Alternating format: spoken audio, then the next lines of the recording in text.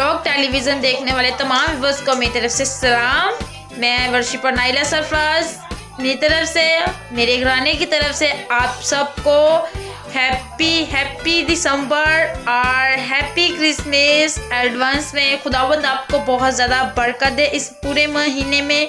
और मैं आपके सामने एक गुड न्यूज़ लेके आई हूँ कि मेरे क्रिसमस 2 न्यू मसीही गीत आ रहे हैं क्रिसमस के। एक मैंने गाया है, एक मेरे छोटे भाई ने गाया है एल्कस चांद ने, तो वो बहुत जल्द रिलीज़ होने वाले हैं। तो खुदावंद आपको बहुत ज़्यादा बरकत दे, आप सुने और बरकत पाएँ। God bless you all. मेरा गीत मेरे चैनल पर पोस्ट होगा, नाइला सरफराज सिंगर। छोटे भाई का गीत उसके चैनल पर पोस्ट होगा, एल्कस चांद ऑफिशियल। तो ज़रूर आप उसे सुने और लाइक और सब्सक्राइब करें। गॉड ब्लेस यू ऑल मसीही चैनल और गॉड ब्लेस यू शालॉक टेलीविज़न।